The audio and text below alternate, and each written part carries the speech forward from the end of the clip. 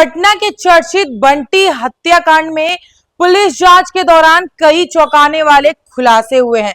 नमस्कार, मैं वर्षा कुमारी। दरअसल पोस्टमार्टम रिपोर्ट से हत्या की बर्बरता सामने आई है। आरोप है कि पहले युवक का अपहरण किया गया, फिर बेरहमी से पीट पीट कर उसकी हत्या कर दी गई और पहचान मिटाने की भी कोशिश की गई।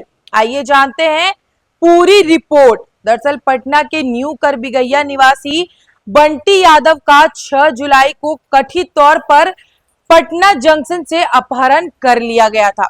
पुलिस जांच के अनुसार उसे जबरन ऑटो में बैठाकर अठमल गोला ले जाया गया, जहां पहले उसे बेरहमी से पीटा गया और बाद में पत्थर से हमला कर उसकी हत्या कर दी गई। हत्या के बाद शव को बालू से ढक दिया गया ताकि किसी को इसकी भनक ना मिले और उसके मृत्यु की जानकारी भी ना मिले।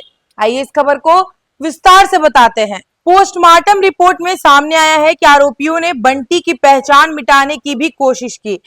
उसके दाहिने हाथ पर बने टैटू को किसी नुकीली चीजों से खरोच कर मिटाया गया। हाथ में पहना कड़ा भी गायब मिला। डॉक्टरों के अनुसार चेहरे, सिर और शरीर पर ईंट या पत्थर जैसी भारी वस्तु से कई बार वार किए गए। चेहरा इस कदर कुचल दिया गया था कि पहचान करना मुश्किल हो गया था। शरीर पर गंभीर चोटों के कई निशान मिले। डॉक्टरों ने साफ कहा कि गोली लगने या शरीर के में छर्रे मिलने से कोई सबूत नहीं मिले। पुलिस की शुरुआती जांच में इस हत्याकांड की वजह करबिगैया इलाके में कथित देह व्यापार के विरोध को माना जा रहा है। जांच के मुताबिक इस मुद्दे को लेकर बंटी और मोनी किन्नर के बीच कई बार विवाद हुआ था। पुलिस का दावा है कि मोनी किन्नर ने पूरे विवाद की जानकारी अपने प्रेमी रवीश उर्फ बीसी को दी है। इसके बाद रवीश और उसके साथियों ने कथित तौर पर हत्या की साजिश रची।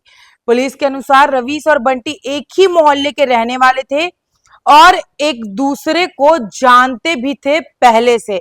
जांच में दोनों के संबंधों से जुड़े कई अहम सुराग भी पुलिस के हाथ लगे हैं। अब तक इस मामले में 3 लोगों की गिरफ्तारी हो चुकी है। इनमें रोहित, रवीश का भाई रवि और अजीत का भाई बजरंगी शामिल है।